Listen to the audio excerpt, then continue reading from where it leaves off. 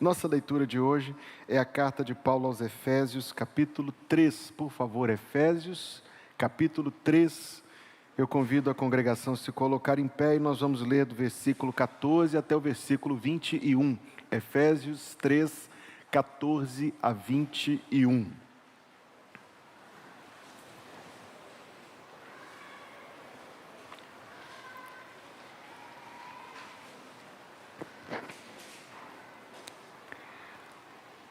Por causa disto, me ponho de joelhos perante o Pai de nosso Senhor Jesus Cristo, do qual toda a família nos céus e na terra toma o nome, para que, segundo as riquezas da sua glória, vos conceda que sejais fortalecidos com poder pelo seu Espírito no homem interior, para que Cristo habite pela fé nos vossos corações, a fim de, estando enraizados e fundados em amor, poderdes perfeitamente compreender com todos os santos qual seja a largura e o comprimento e a altura e a profundidade, e conhecer o amor de Cristo que excede todo entendimento, para que sejais cheios de toda a plenitude de Deus.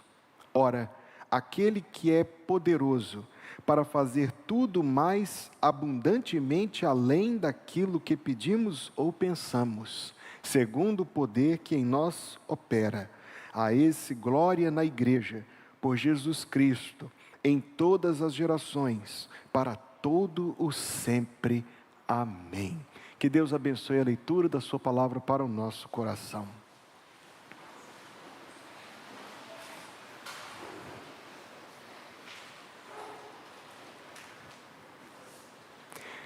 No mês de maio que passou, completaram-se 79 anos do término da Segunda Guerra Mundial no fronte europeu. Ela teve dois frontes, um fronte europeu, um fronte asiático. A guerra terminou na Ásia no dia 2 de setembro, mas a guerra terminou na Europa no mês de maio. No mês de maio, mês passado, marcaram 79 anos do fim da Segunda Guerra Mundial, que foi de fato um acontecimento muito grande na história. Um acontecimento cujas marcas ainda podem ser sentidas no mundo, devido ao tamanho de tudo mesmo, a magnitude. Eu não sei você, mas eu sou uma pessoa que gosto de história, gosto de ler a história, gosto de saber as coisas da história, gosto de visitar museus, gosto mesmo, posso passar horas a fio, e foi assim que eu visitei um museu da Segunda Guerra Mundial, e quando eu estava vendo as coisas que ali estavam expostas, os uniformes, as armas, na ocasião em que você encontra com um combatente, ainda há alguns combatentes vivos ainda, que podem relatar a história de tudo que se passou, é realmente muito impactante. Você vê que se passaram tantos e tantos anos, mas a memória não se apagou das coisas que viveram no fronte, na batalha.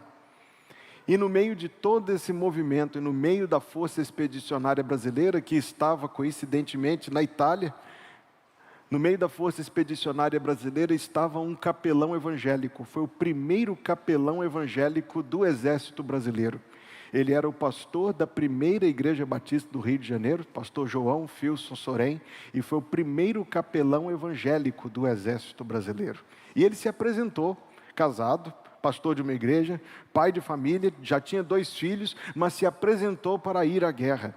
Voltou com testemunhos, inclusive, impressionantes de livramentos tremendos que só Deus poderia ter dado.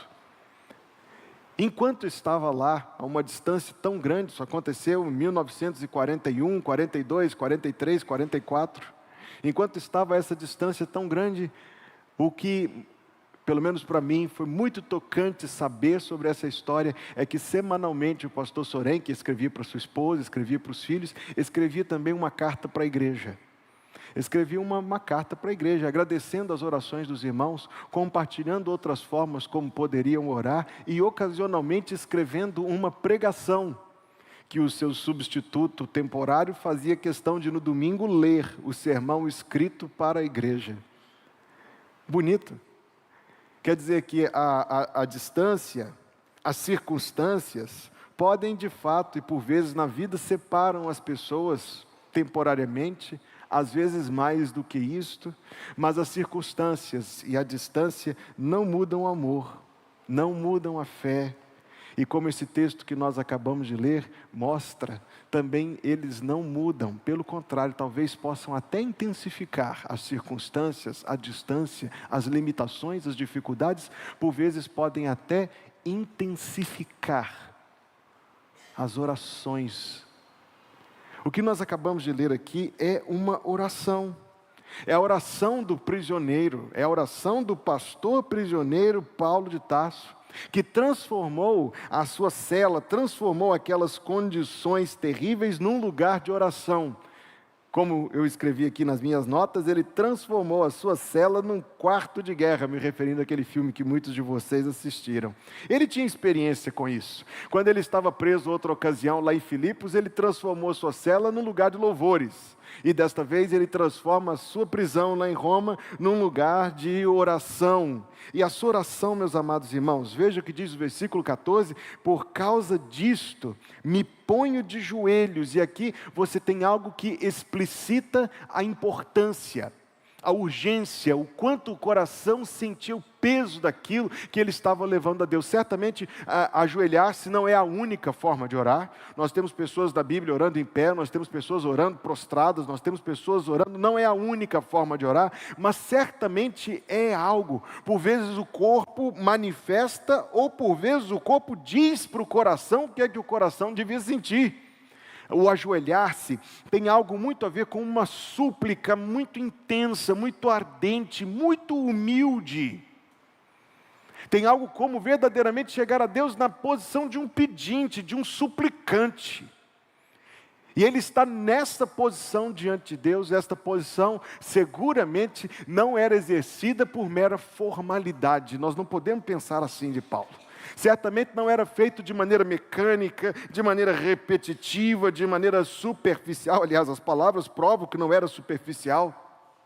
Ele tinha, meus amados irmãos, como pastor, preocupações e zelos. Mas ele estava tão afastado daqueles irmãos com quem ou por quem ele tinha essas preocupações e zelos, que ele tinha muito pouco o que fazer. Ele não podia ir até lá para conversar com as pessoas. Ele não podia ir até lá para pregar, ou para aconselhar, ou para confortar, ou para reanimar. Ele estava absolutamente impedido de maneira muito forte. Mas uma coisa ele podia fazer, e uma coisa ele não deixou de fazer. Ele se colocava de joelhos perante o Pai de nosso Senhor Jesus Cristo. Havia algumas coisas, são as coisas que nós veremos nesta mensagem esta noite, que Paulo estava, por um lado, muito preocupado que os crentes efésios perdessem, ao mesmo tempo em que ele estava muito desejoso de que essas coisas estivessem presentes na vida deles. Ele vai contar então o que é que ele orava por eles, coisas que um cristão precisa diariamente, coisas que não dá para viver sem. Por causa disto me ponho de joelhos perante o Pai de nosso Senhor Jesus Cristo, do qual toda a família, é o que temos visto nas últimas mensagens, toda a família nos céus e na terra toma o nome. Agora ele começa a mostrar quais são as suas petições. A primeira, para que segundo as riquezas da sua glória, vos conceda que sejais fortalecidos com poder pelo seu Espírito no homem interior. Você já percebeu que tem muita coisa aqui, não percebeu? Tem muito suco neste cacho para quem sabe espremer. Ele está dizendo que o pedido dele era que aqueles crentes fossem fortalecidos pelo Espírito Santo no seu homem interior. Note essa expressão, homem interior. O mundo tem um foco muito grande no homem exterior, no corpo, isto é. Tem muito foco na força, na saúde, na aparência. Tem um foco muito grande nas provisões para o corpo. Uns preocupam-se com a sua alimentação e querem ter certeza de que todas as coisas estejam perfeitamente ajustadas, e eu não questionaria que isso seja válido, certamente é muito bom. São os que estão preocupados com a saúde, com o equilíbrio, com o bem-estar do homem exterior.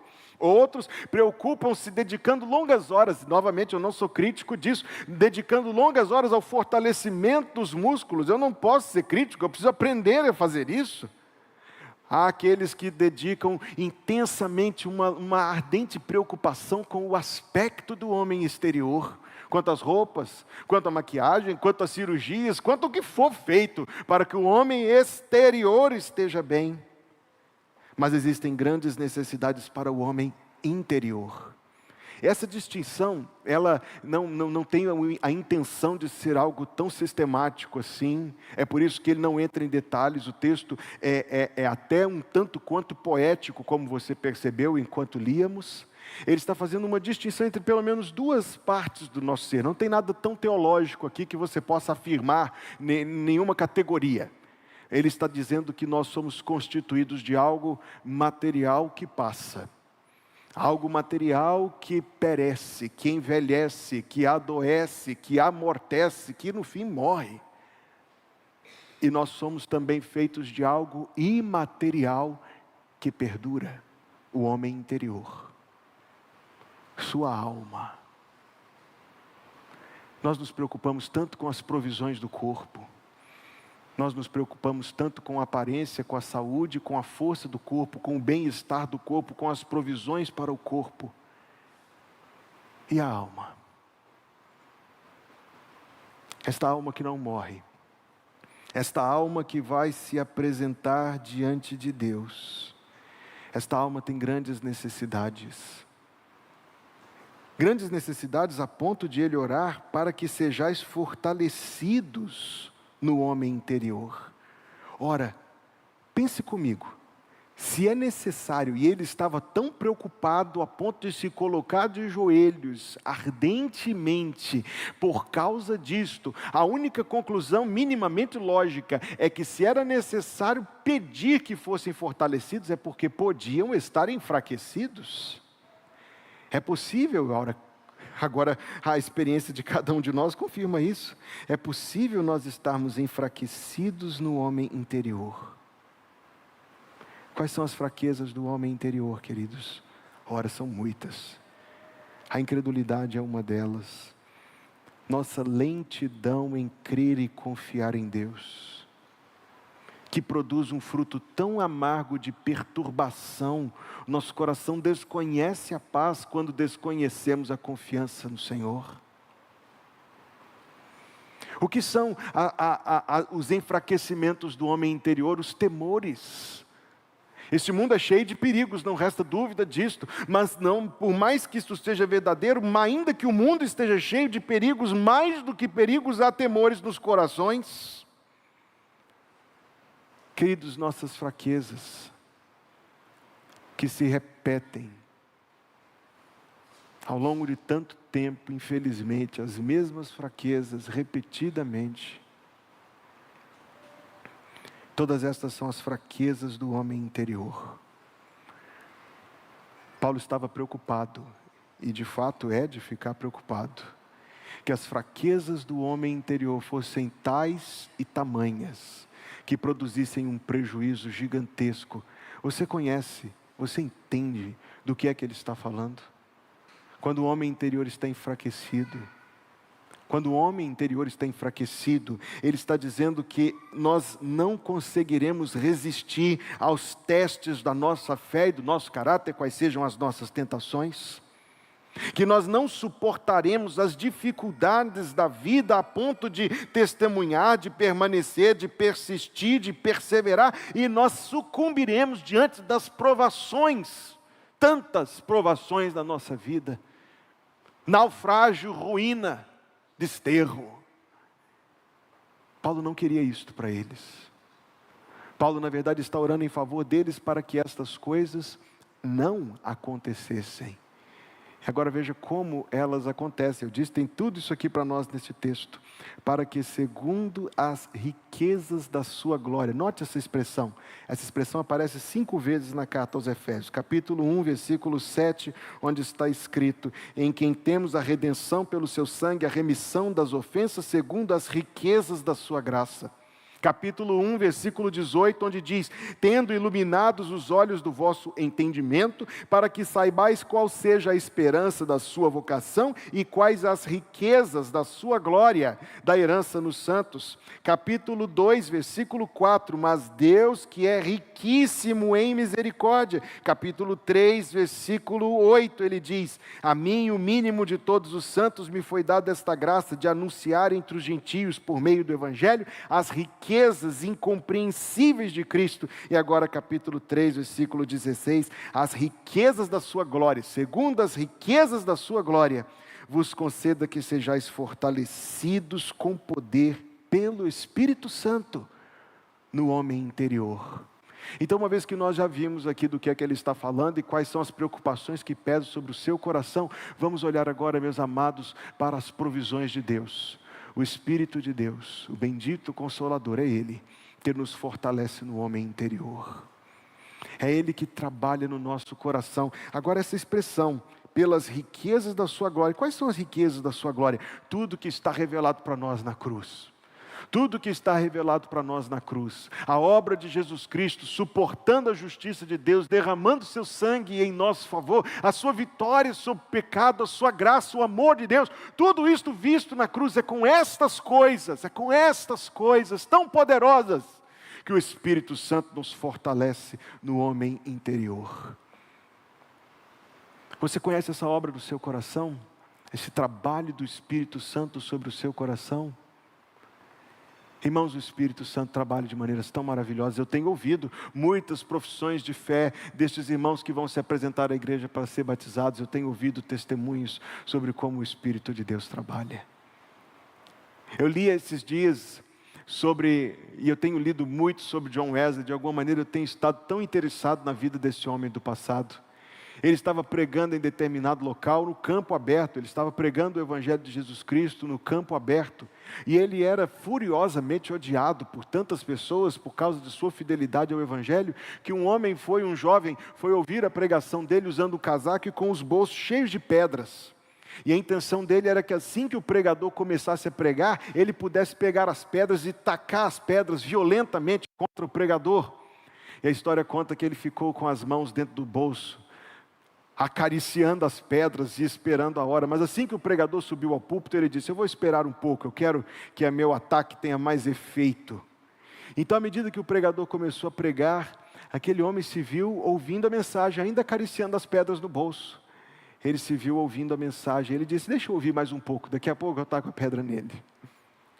E o pregador começou a falar do sangue de Jesus Cristo, e ele continuou dizendo: eu vou ouvir mais um pouco, daqui a pouco eu atiro a pedra nele. Ele ouviu mais um pouco, ele ouviu mais 5 minutos, ele ouviu mais 10 minutos sobre o sangue de Jesus Cristo que nos purifica de todo pecado. Ele logo tirou as mãos do bolso, ouviu a pregação inteira e foi gloriosamente salvo pelo Senhor nosso Deus. Não é assim que Deus faz a obra, meus queridos irmãos, que o Espírito de Deus faz a obra. Nós vamos seguindo a nossa vida pelo nosso próprio caminho. Vem um amigo e nos convida para assistir um culto na Igreja Batista Plenitude. Você entra pela porta, senta, observa tudo que está acontecendo. E enquanto você está observando tudo que está acontecendo ao seu redor, o Espírito de Deus está trabalhando no seu coração, fazendo você pensar e compreender.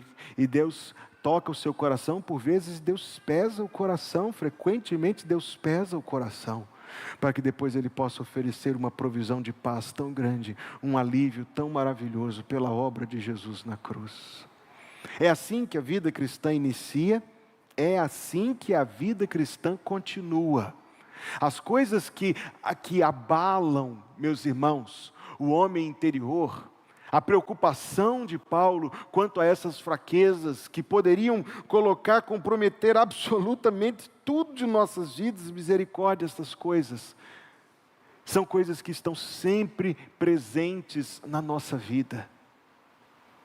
Então, pela mesma forma e a cada vez, o Espírito de Deus é quem nos fortalece no homem interior. Você tem alguma fraqueza em sua vida? Você tem alguma fraqueza em seu coração quanto àquilo que você se vê recorrentemente repetidamente transgredindo a vontade de Deus. E talvez haja até mesmo consciência e até tristeza quanto a isto. Não citarei exemplos que o Espírito de Deus está tocando cada coração, disso eu tenho certeza. Mas Jesus Cristo tem poder para nos dar vitória por meio sobre todas estas coisas. Ele o faz pelo poder do Espírito Santo. Ele o faz pelo agir fortalecedor do Espírito Santo. Talvez as dificuldades da vida representam algo que põe a gente debaixo de um teste, por vezes insuportável, uma enfermidade, ou a enfermidade de alguém que amamos. Para muitos é um fardo tão pesado. Dificuldades nas finanças, há pessoas que são profundamente abaladas por essas coisas. Atritos nos relacionamentos, para quantas pessoas isso representa um fardo absurdamente pesado, fardo que pensam que não poderão suportar.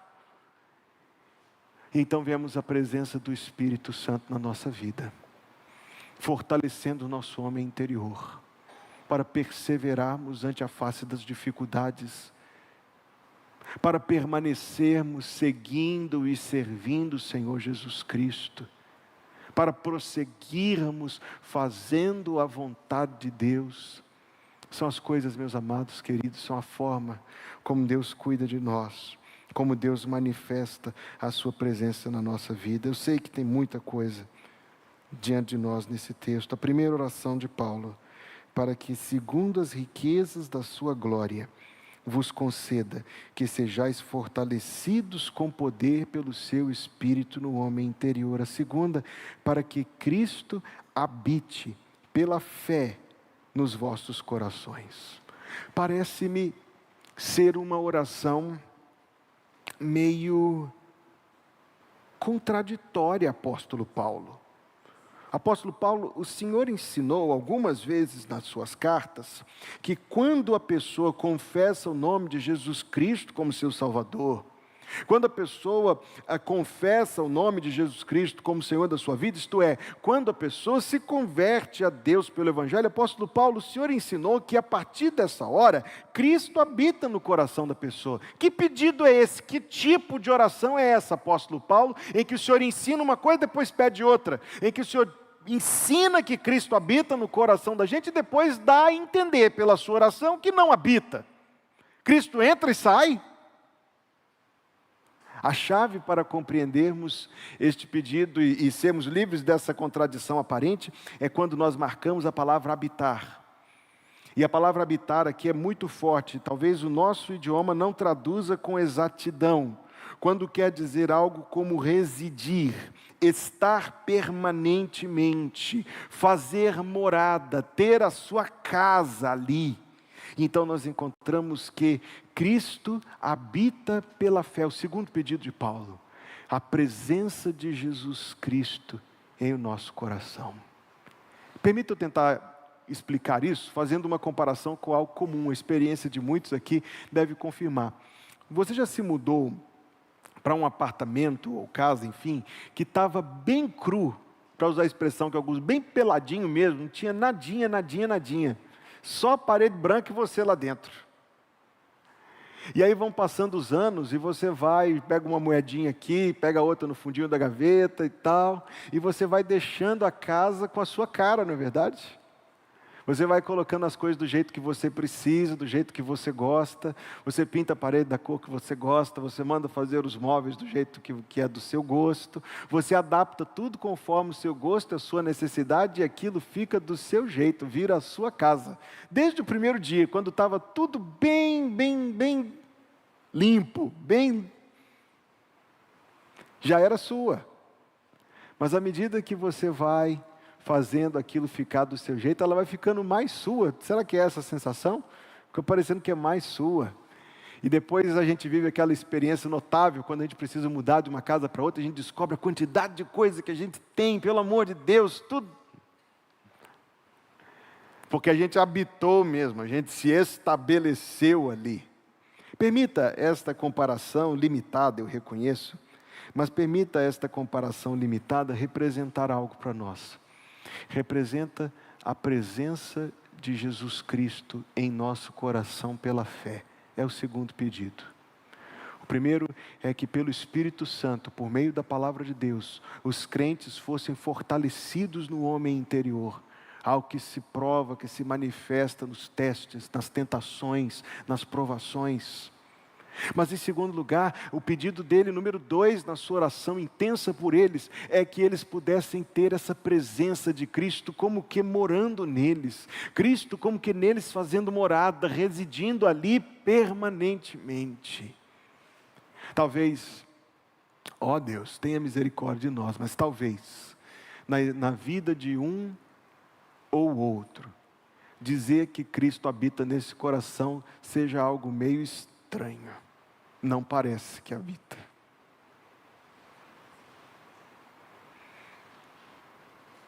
Pois como habitará Cristo num coração magoado?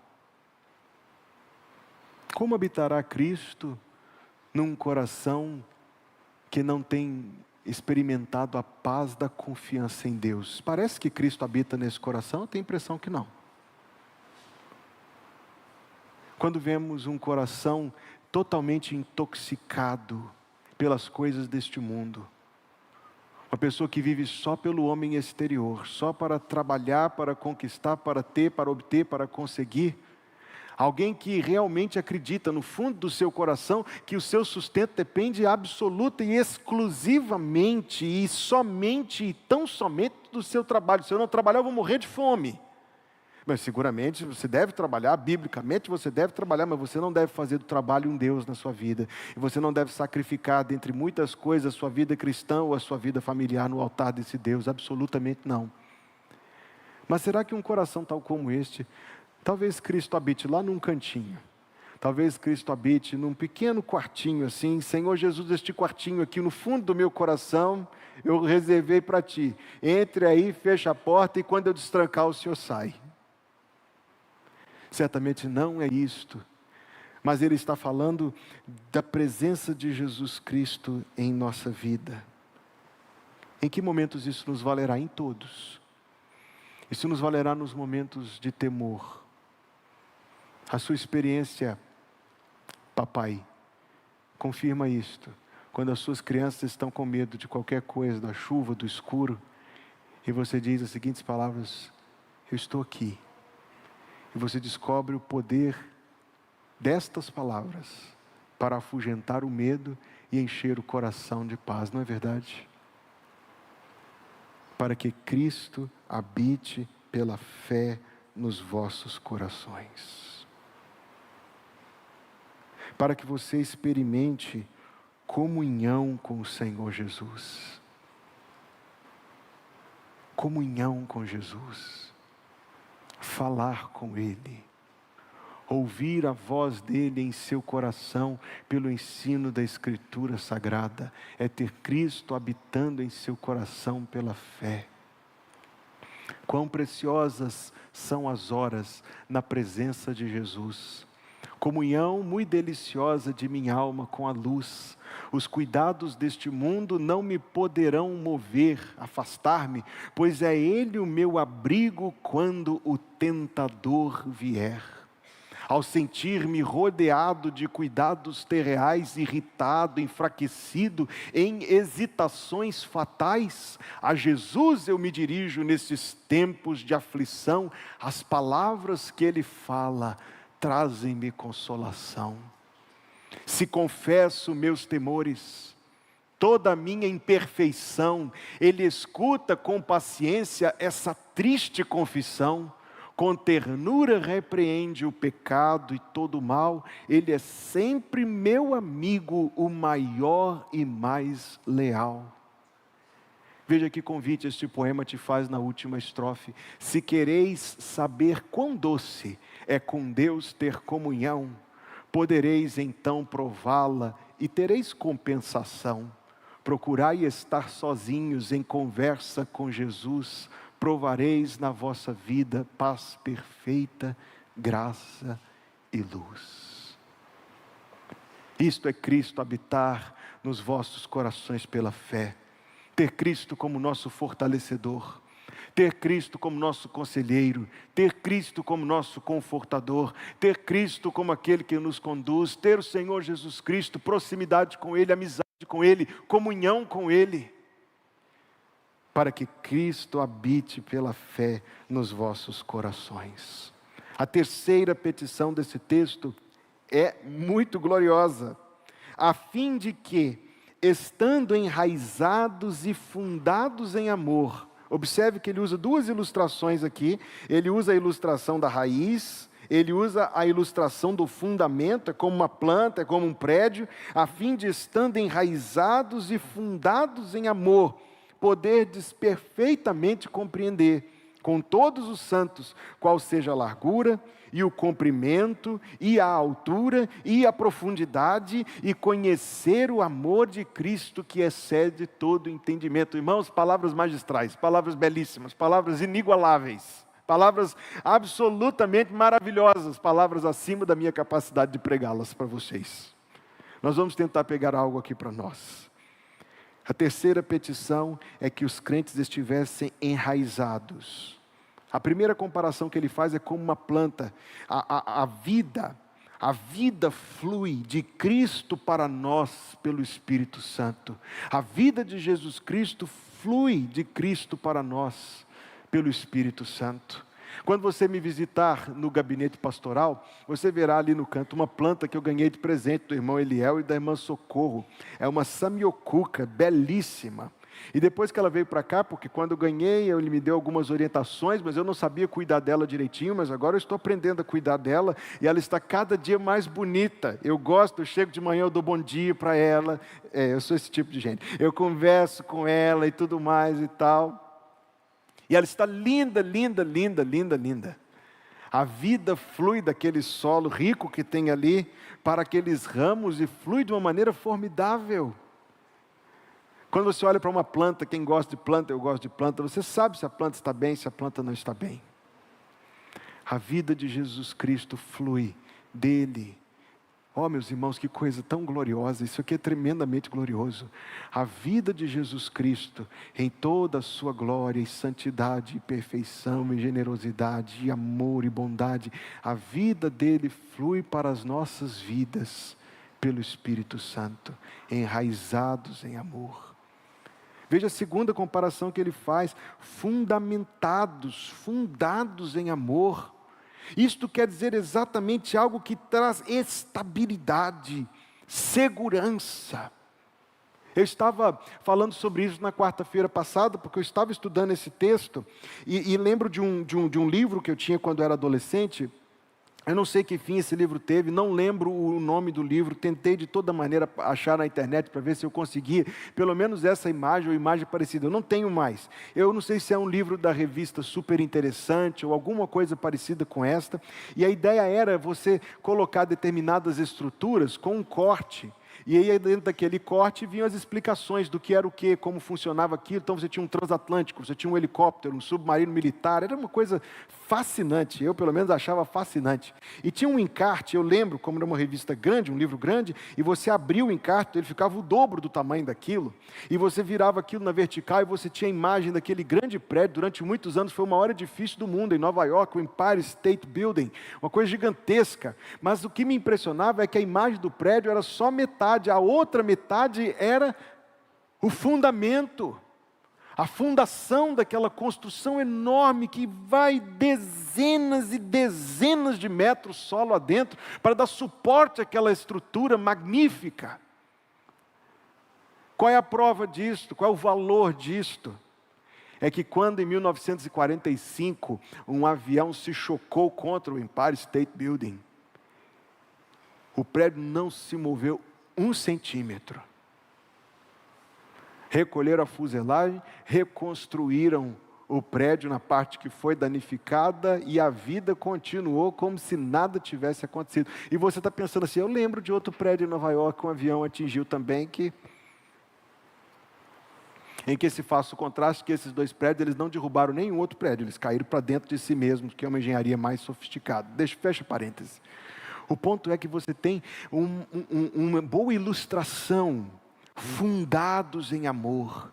E ele vai falar que tipo de amor? É o amor de Cristo que excede todo entendimento. O amor que tem largura e comprimento e altura e profundidade. Veja que falarmos assim do amor de Jesus, queridos, por vezes eu receio que a gente trate desta coisa de uma maneira tão frívola, tão corriqueira, tão comum, que isso nem mexe com a gente. Torna-se o assunto, o tema dos nossos cânticos, torna-se algo repetido nas nossas orações. Nós que temos uma vida cristã consistente, falamos do amor de Deus constantemente, diariamente talvez.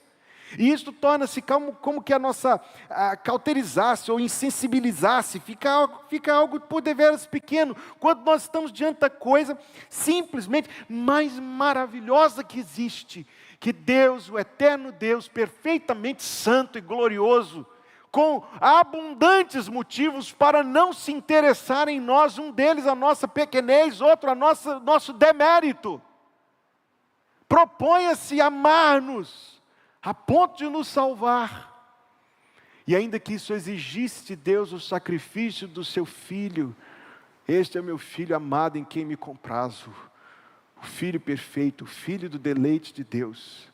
Ele não se deteve de sacrificar o próprio Jesus Cristo por amor de nós. Meu Deus. Irmãos, nós não compreendemos o amor de Deus.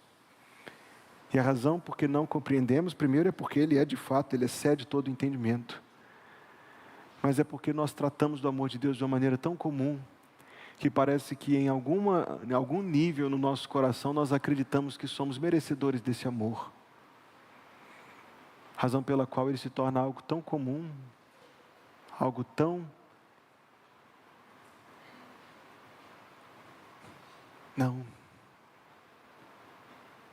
Como escreveu Lloyd Jones no seu comentário desta epístola, a nossa maior dificuldade espiritual é que não entendemos o quanto Deus nos ama. Não entendemos, irmãos. Damos o assunto por vencido e tratamos como se fosse algo comum. Quando estamos diante de algo que tem largura e comprimento e altura e profundidade e que excede todo o entendimento. Você pode falar do amor de Deus o dia inteiro, por toda a sua vida, por toda a eternidade depois da sua morte, e contemplar os cravos de Jesus Cristo quando Ele foi ferido por ti e por mim, e você não terá chegado à menor fração do amor de Deus que excede todo entendimento. Eu sei que muitos de vocês conhecem estes versos, tão conhecidos, mas porque tão verdadeiros. Não é assim que está dito? Se os mares todos fossem tinta, se os mares todos fossem tinta, e os céus sem fim fossem papel, se cada árvore fosse uma pena, e cada homem um escrivão, nem mesmo assim o amor de Deus seria descrito em seu fulgor.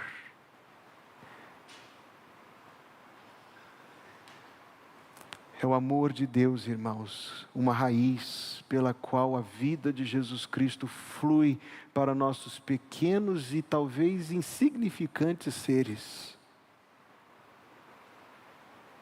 É o amor de Deus que é como um fundamento que dá estabilidade às nossas vidas. A próxima vez que o seu telefone tocar e você receber uma péssima notícia, daquelas que inspiram medo, daquelas que abalam a vida, imediatamente faça um relance para a cruz e lembre-se que o amor de Deus não mudou em nada, que Ele continua sendo o mesmo Deus gracioso que foi até ao máximo limite de sacrificar Jesus Cristo para te salvar. Ele não te salvou para te abandonar diante de uma dificuldade. Ele não te tirou do Egito para te levar para o deserto para morrer. Ele não te salvou para te largar. Lembre-se que essa dificuldade que talvez você esteja enfrentando, essa crise da vida, não é nem minimamente comparável com a perdição da qual Ele te tirou. E eu tenho para mim, queridos irmãos, Tenho para mim, nas minhas reflexões e até na minha experiência individual, que quanto mais a gente se apropria da certeza do amor de Deus por nós, mais a gente quer louvar o Senhor. Mais prazer nós temos em cantar os seus cânticos. Mais prazer nós temos em fazer orações. Mais prazer nós encontramos nas coisas de Deus. Você acha a igreja uma coisa muito chata e sonolenta, meu irmão? Medite no amor de Deus por você, novamente, e você sentirá o poder revigorador disso, para aquecer o seu louvor. Você acha uma coisa muito fácil de se distrair, de se perder em pensamentos, é porque você não está olhando para o amor de Deus. Você está com a expectativa de ser entretido pelo pregador, não olhe para mim, olhe para o Jesus Cristo em nome de quem eu estou aqui. Para que você seja tomado, tomada a expressão que ele usa. É o quarto pedido que ele faz. Tomado de toda a plenitude de Deus. É um grande pedido, irmãos. É um grande pedido. Uma vida cheia do Espírito Santo, vida abundante. Vida vitoriosa sobre a maldade, sobre o pecado, vida em comunhão com Deus. Vida com certeza da vida eterna, vida com gloriosas expectativas. Irmãos, é tão glorioso que nós estamos falando aqui. Nós estamos falando de algo absolutamente gigantesco e que Deus está pronto a conceder e dar a qualquer um de nós, seus servos. Para que sejais, ele fala de todos os santos no versículo 18, ele fala de toda a família no versículo 15, o desejo que permeia esta oração não é que somente alguns conheçam esta plenitude, o desejo não é que um ou outro, um em cada 6, um em cada 12, um em cada 10, conheçam, que sejam tomados da plenitude de Deus, não, o desejo é que todos sejam cheios de toda a plenitude de Deus, com tudo que isso traz de alegria, de esperança, de certeza da salvação. Irmãos, esperança. Irmãos, esperança. Eu li em algum lugar, algum tempo atrás, que quando aquele homem terrível, maligno, o ditador soviético, Brezhnev, faleceu, ele era um ateu terrível, um homem terrível. E quando ele morreu, o seu velório foi um velório público, cheio de elogios, de bajulações, como sempre acontece, com homenagens super infladas, mas que a hora que o caixão estava prestes a se fechar, a viúva dele, e esse gesto foi visto por um representante do governo americano que estava lá e por isso virou notícia, antes do caixão se fechar, a viúva dele chegou em cima do peito do marido e fez o sinal da cruz. Fechou-se o caixão. Um pequeno gesto derrubou todo o ateísmo soviético, quer dizer que ela era a mulher do premier soviético, o homem que pregou e perseguiu os padres ortodoxos e os protestantes com todo vigor, e ela estava do lado dele durante toda aquela vida, mas na última hora, não sei se isso fez diferença para ele, biblicamente não há razões para pensar que sim, mas na última hora ela fez um sinalzinho da cruz sobre o peito dele, antes do caixão fechar. Você entende o que isso representa? Talvez nesse contexto, neste exemplo, algo muito irônico, pequenino, mas que aponta para algo muito maior. A esperança que um crente tem de partir e estar com Cristo.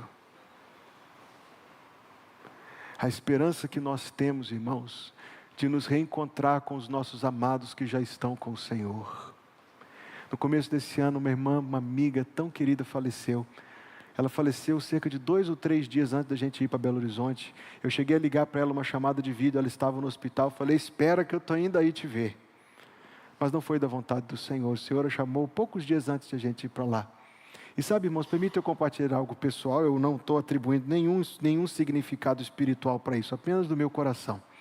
Mas alguns dias atrás eu tive um sonho, e o meu sonho eu não sei interpretá-lo corretamente, mas parecia que era o dia da ressurreição. Porque dentre outras pessoas eu me encontrava com essa irmã. E eu senti uma alegria tão grande, irmãos, quando eu tive esse sonho. E revi a minha querida amiga que já está com o Senhor. Foi um sonho, eu não estou atribuindo nenhum valor espiritual para essas coisas, não me entenda equivocadamente aqui não. Mas eu fico imaginando no meu próprio coração que a alegria que eu senti quando eu tive aquele sonho é uma fração absolutamente incomparável com a alegria que nós experimentaremos no dia do grande reencontro com o Senhor nos ares. Pense nisso, meu irmão.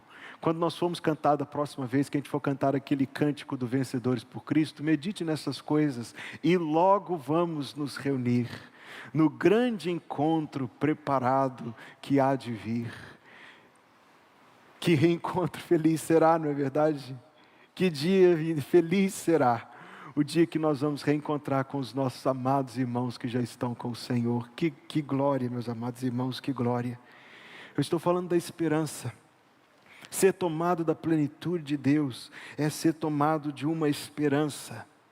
Mas a esperança é apenas uma das coisas que é a plenitude de Deus. E eu não me aventurarei a discorrer sobre outras, não diante do horário do tempo que eu tenho esta noite. Mas viver sem a plenitude de Deus é viver uma vida meramente mediana. Viver sem a plenitude de Deus é viver uma vida meramente mediana, para que eu não diga outra palavra sinônima.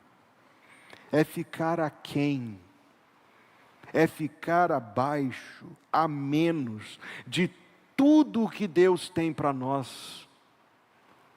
É ter, meus queridos irmãos, a possibilidade de viver uma vida abundante e por alguma misteriosa e incompreensível razão, optar por não viver. Você sabe, meu irmão em Cristo, você gostaria que eu lhe dissesse o que é que você precisa para ter uma vida abundante? Você gostaria? Você precisa primeiro ser lavado no sangue de Jesus. Você já é? Senhor, vou fazer um apelo agora. Tem muita gente aqui que não sabe nem tem certeza disso. Ser lavado no sangue de Jesus. Segunda coisa, você precisa ser batizado no Espírito Santo, mas não me entenda errado, são duas coisas diferentes, mas que acontecem ao mesmo tempo. A terceira coisa que você precisa para uma vida abundante é de uma Bíblia. Você tem? Se você não tem, me procure no final do culto que eu quero dar uma, vai ser uma alegria para mim. Mas fechada? Você precisa de orar. Você precisa de viver com Deus e para Deus. Deus nos dá, meus amados irmãos, tudo o que nós precisamos para viver uma vida abundante. Mas sabe como muitos crentes vivem? Com uma ilustração histórica eu tentarei demonstrar. Viveu um homem no passado que era absurdamente rico. Mas todos os dias de manhã, ele pegava uma maleta, vestia um uniforme da empresa que ele era o proprietário, e ele fazia questão de vestir um uniforme bem surrado, e ia, isso aconteceu há muito tempo atrás, ele ia de porta em porta vender sabonete na casa das pessoas. E batia, oferecia sabonete, vendia, pegava a moedinha, punha no bolso, batia na outra porta, com uma roupa suja e toda prejudicada e com o sapato furado, uma cena. Mas quando dava 18 horas, ia o motorista dele com um carrão, levá-lo de volta para sua mansão, onde ele vestia sua roupa da noite e ia jantar num hotel chique. Que disparate, não? Agora eu vou te contar de um disparate maior. É ser um ramo da videira verdadeira e não frutificar. Vou te contar de um disparate maior. É ser lavado no sangue de Jesus e não ter a alegria e a certeza do perdão dos pecados. Vou te contar de um disparate maior, talvez o maior de todos. O Espírito Santo morar na sua vida e você não viver a plenitude do Espírito. Quando o preço já foi pago, o dom já foi dado, nada mais é necessário, senão que você o busque em Deus. 4 pedidos: que eles fossem fortalecidos pelo Espírito, que eles provassem a comunhão com Cristo, habitando no coração pela fé, que eles estivessem enraizados e fundados no amor de Deus, que eles fossem cheios de toda a plenitude de Deus. Deus nos tem dado tudo o que precisamos para viver isto. Agora veja como ele conclui, é gloriosa, ele termina de uma maneira muito gloriosa a sua oração. Ora, aquele que é poderoso, Deus é poderoso, para fazer tudo muito mais abundantemente além daquilo que pedimos ou pensamos. Veja que a gente é tão treinado a pensar pequeno sobre estas coisas, que nós pensamos assim, verdadeiramente, em determinada ocasião eu pedi isso aqui para Deus, e Deus me deu isso aqui e algo mais, e sim, eu não estou dizendo que isso não seja uma prova dessa verdade, eu não estou dizendo que isso não seja, eu estou dizendo que essa é uma prova menor. Imagine o seguinte, se não existisse evangelho no mundo, se não existisse o plano de salvação, quem é a pessoa que poderia fazer para Deus a seguinte oração? Ó Deus, sacrifica o teu filho sobre a cruz para nos salvar. Alguém poderia imaginar isso? Faz Jesus sofrer por nós, para que a gente saia livre do pecado que a gente cometeu. Puna, Senhor, os meus pecados sobre o teu filho. Quem poderia imaginar uma coisa dessa? Quem poderia conceber o plano de salvação de Deus? Ninguém. O plano de salvação de Deus, meus amados irmãos, é a primeira e a maior das coisas que Deus faz muito mais abundantemente além daquilo que pedimos ou pensamos. Não é a única, é a primeira. Deus tem muitas outras coisas gloriosas nele para nos mostrar. E quando vivemos isto, meus amados irmãos, ser fortalecidos no Espírito, provar a comunhão com Cristo, estar enraizados e fundados no amor de Deus o Pai, cheios de toda a plenitude de Deus. Qual é o resultado destas coisas na vida de cada um e de todos? Versículo 21. A Ele seja a glória na igreja, por Jesus Cristo, em todas as gerações, para todo o sempre. Amém. Irmãos, veja que aquela irmã, ela é muito abençoada para escrever cânticos. Ela realmente é tremenda. Ela tem um talento. E ela traduziu, o cântico não é dela, mas a tradução excede o original. Ela diz assim: Senhor, eis-me aqui. Vem transformar meu ser no fluir da graça que encontrei em Ti. Senhor, descobri que as fraquezas que há em mim podem ser vencidas no poder do Teu amor. Junto a Ti, Teu amor me envolve, atrai-me para ao Teu lado estar. Espero em Ti. Eu entendo que esse poema descreve aquilo que nós estamos vendo sobre a vida que Deus tem para nós, esta vida abundante em Cristo Jesus. Espero em Ti e subo como águia. Nas asas do Espírito contigo voarei no poder do Teu amor. Face a face, quero ver-te, meu Senhor, e conhecer o amor que habita em mim. Vem renovar minha mente em Teu querer. Meus dias viverei no poder do Teu amor. Nós vamos cantar isso, mas primeiro a gente vai orar. Eu quero que todos curvem a cabeça, por favor. Fechem os olhos. Nós vamos falar com o Senhor nosso Deus. Deus está tocando o seu coração, sim, e dando a você entendimento desse propósito salvador de Deus. Talvez o Senhor tenha trazido você aqui pela primeira vez ou pela 1000ª vez. Mas hoje o Senhor está dando a você entendimento de que você precisa deste perdão, desta salvação em Cristo Jesus. Sabe o que você pode fazer para ser salvo? Nada. Não está ao seu alcance. Mas você pode humildemente pedir a Deus que te salve, que te dê o perdão dos pecados. Você deve humildemente chegar a Deus. Mas o Senhor Jesus diz: peça, porque todo aquele que pede recebe. Meu irmão em Cristo, que ouviste essa mensagem, saiba que esta é a vida que Deus tem, não para alguns crentes, mas para todos. Esta é a vida abundante que Deus tem, não para alguns poucos, mas para todos. Você pode pedir a Deus e provar o poder de Deus na tua vida. Deus, em nome de Jesus, muito obrigado, Senhor, por este culto, pela Tua presença, pela Tua palavra. Te damos graças, ó Deus. Pela palavra do Senhor no coração de cada pessoa, te louvo. E peço que o Senhor dê graça, Deus, entendimento da Tua vontade, do plano de salvação. Oro, Senhor, que o Senhor conduza cada um na forma como Tu queres que responda ao Teu grande chamado. Louvamos-te, Senhor, pelo Teu amor por nós, a ponto de ter sacrificado Teu Filho sobre a cruz para nos salvar. Te damos graças, Deus, porque é assim, na Tua presença e na companhia dos irmãos, que nós começamos a nossa semana. Não sabemos, Pai Santo, o que essa semana trará para nós, para cada um de nós. Mas pedimos que o Senhor nos proteja do mal. E pedimos que o Senhor nos ajude, Deus, a viver na Tua presença, a fazer a Tua vontade e assim provar das Tuas bênçãos. Que o Senhor te abençoe e te guarde. Que o Senhor faça resplandecer o seu rosto sobre ti e tenha misericórdia de ti. Que o Senhor sobre ti levante o seu rosto e te dê a paz, e que assim seja, em nome de Jesus. E a igreja diz: amém.